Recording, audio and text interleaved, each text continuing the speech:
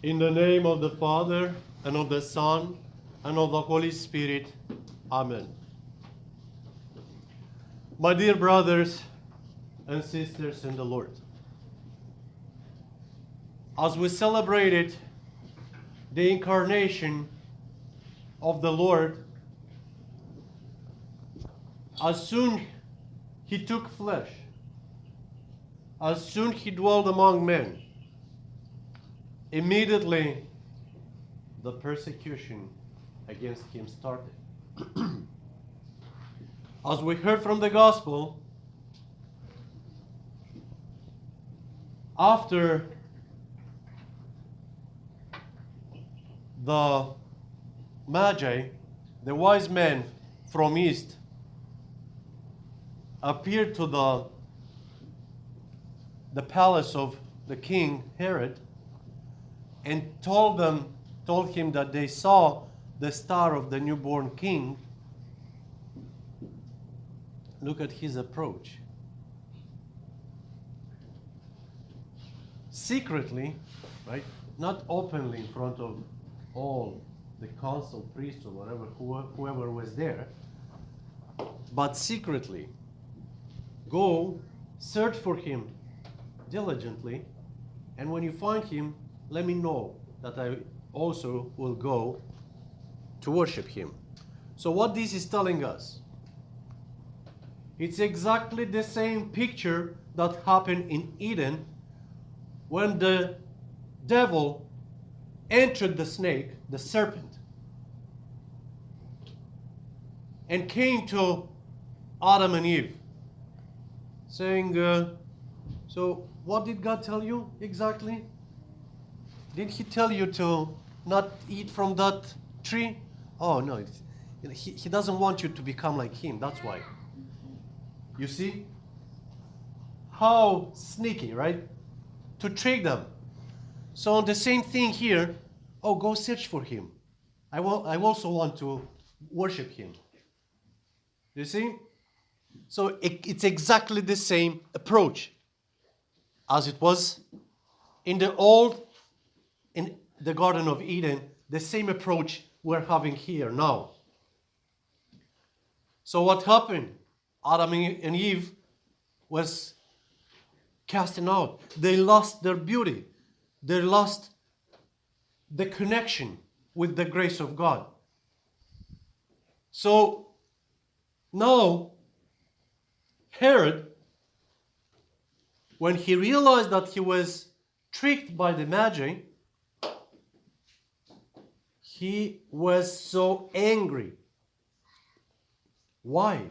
Because he had no God in his life. He has no God in his soul, in his heart. He was godless. And when God is absent from our lives, is being replaced by the one who wanted to take his place. And this is always happening. Is finding the wicked ones, the wicked hearts, the wicked souls, and dwell in their heart, take over the will, and driving them away from God, and using them against God's creation. This is what happened. So because he did not have a personal relationship with God, his heart was empty.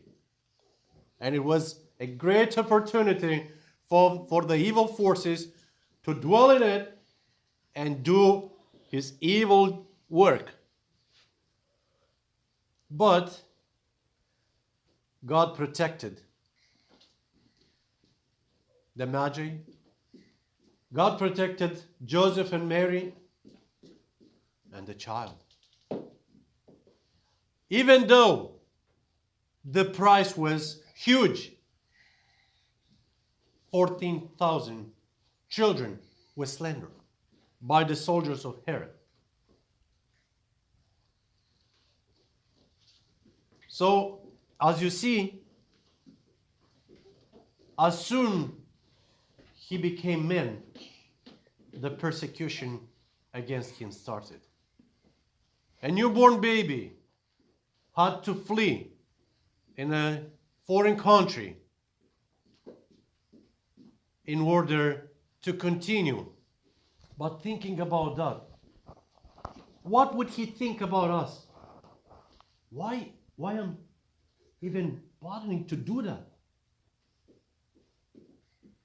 They are not worthy of my life. They are not worthy of my sacrifice. Why I am doing this? But see, he never questioned that. Why he never questioned that? Because he loved us so much. When you love, you're not questioning. You're just accepting. This is what is happening in our families. If the couple, they love each other, they respect each other, they are on the same page, then disagreements would not happen. But when we are allowing our ego to take place or to replace the virtues of the grace of God, then there is fighting, there is other things, and ultimately divorce, right?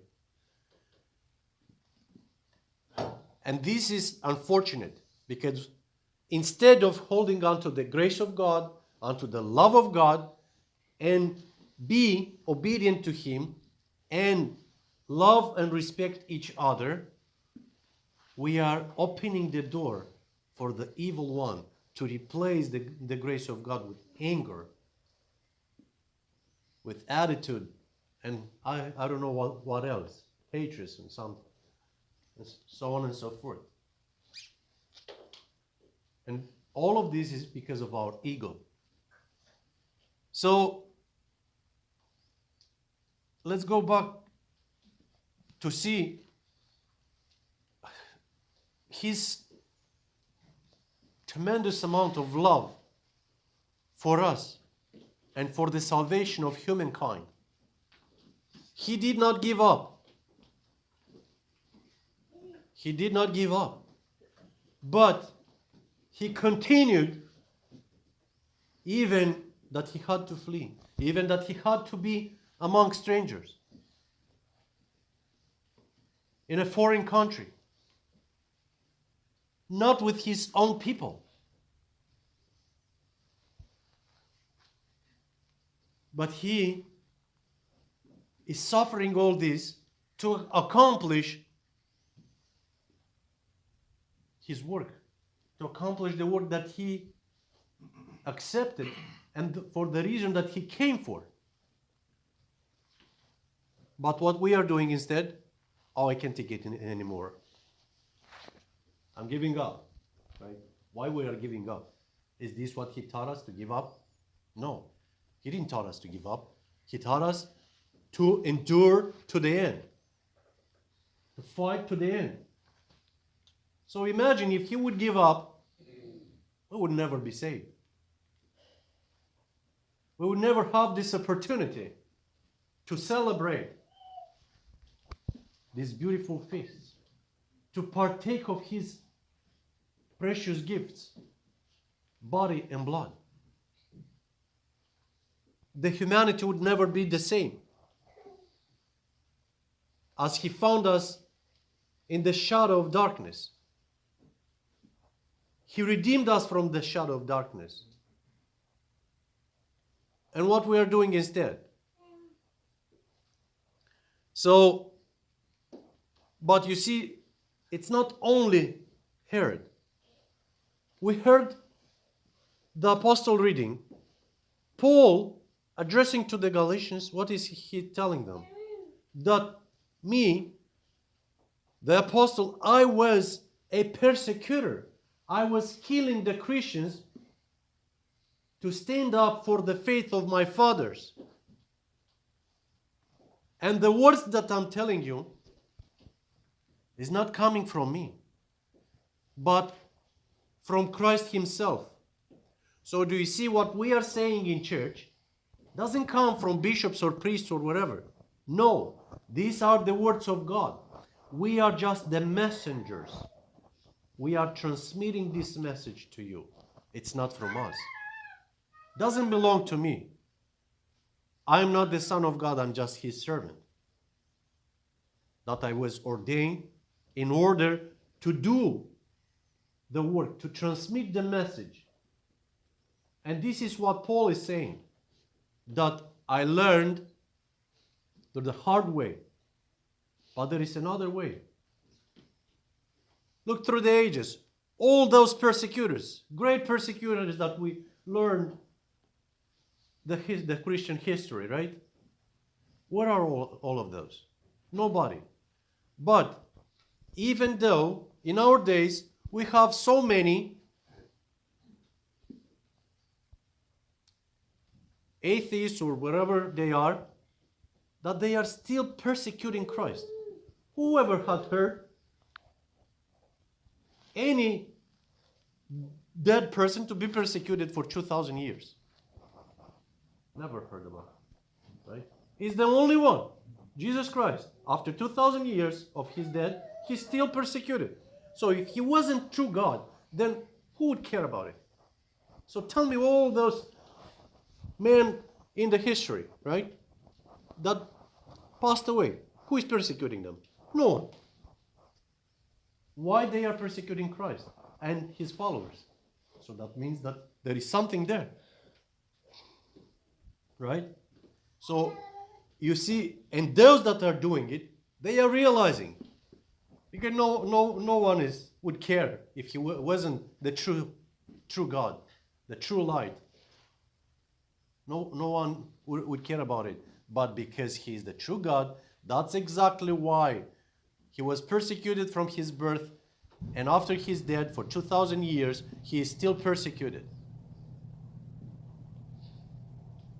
Even though, let's say, for example, many of our contemporaries are still saying that, oh, he was a great man, a wise man, that he taught and showed his contemporaries a better way of life. Okay, so whatever, but doesn't make sense. If he was only a human, so they probably, after 50 years, 100 years, they completely forget about his existence, right? Then why they're still bothered about his teaching, about his church's presence? Why they are persecuting his church today? In many countries, Christianity is still persecuted. And don't think that here we are better. No. He's always persecuted. And we will see, unfortunately, greater waves of persecution, which is very unfortunate. But we have to be prepared. Because he himself said that because of my name, of my name's sake, they will hate you, they will persecute you, they will bring you in front of judges and consuls because of my name. And why is this happening? Because we as Orthodox Christians, while we were baptized, we were enrolled in his army. We became his soldiers. But because we left our post, right? Those that were in army, you know, when you are to be there, you cannot sleep, you cannot, till somebody else will come and will continue and you'll go to rest. As Orthodox Christians, we are in deep sleep, hibernation. So we left the church, we left the commandments, we left the dogmas and the canons, and that's why everything is happening. Because while we are sleeping, the devil is not sleeping. And he's using all those individuals to fight the Church of Christ. While we are sleeping, everything is fine. So everything is normal. See, what normal it is for us? We have to question that. What normal it is for us? You see how many things do we have to change? We have to look deep in our souls, in our heart. Because We are at fault. It's not the entire world that we are saying, oh, the government is not doing the right job, the doctors aren't doing the right job, the police officers, whatever, not doing, so army is not doing. But we are not doing our job either, because we are allowing these things to happen. While we are seeing something, what we are doing, it is what it is. This is what we are saying. It is what it is. We are not standing up for the truth. Herod slandered 14,000 children, right? How many abortions are today? Daily. Did you question yourselves? So we are in worse place than Herod, because we are part of it. Tell me, how many of you are opening your mouth and standing? How many? I never saw people going in front of the government, White House, whatever, to protest. Because of that, there are a few groups. But what is the majority? What we are doing? Oh, we are fine. Everything is good. Doesn't affect us, right? And we are allowing all this to happen. The abnormal became normal. The exception became a rule. And everything else. And this is not only outside the church, unfortunately. So, the persecution that started with Herod against Christ is continued in our days. And it's more aggressive, because the evil one knows that he's running out of time. And he's putting a lot of pressure. As we saw with the pandemic and the wars is started. We are going through war for years now. And unfortunately, it's growing.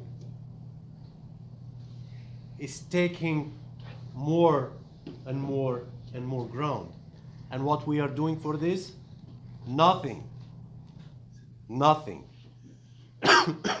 My dear ones, let us wake up from this hibernation, from this deep sleep. Spiritually, let us wake up. Let us pay more attention to the Word of God. Let us give more of ourselves into prayer and fasting to help the situation. Because as he said, he himself, that this kind of evil cannot be cast in except prayer and fasting. How many of our Christians today are fasting? Barely. So look around. You imagine if all our kinsmen, all our friends would come to church.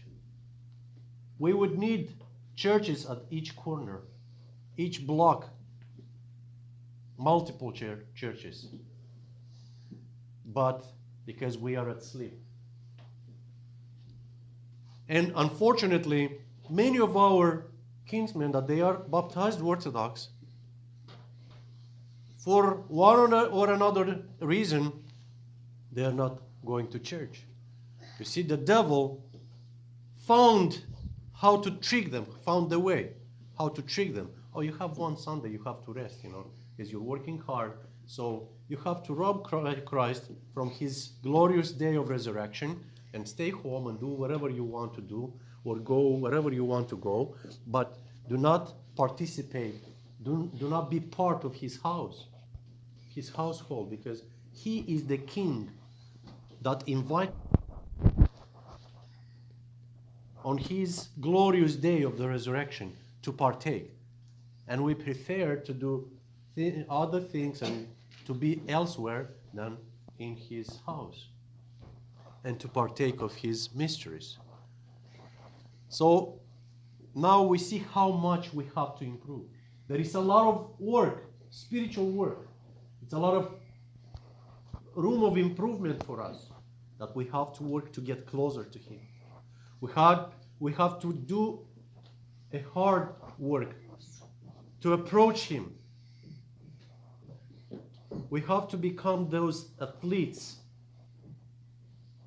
What the athletes are doing, they are working hard every day, right? they have special regime. So this is what we have as the athletes of Christ, as the soldiers of Christ.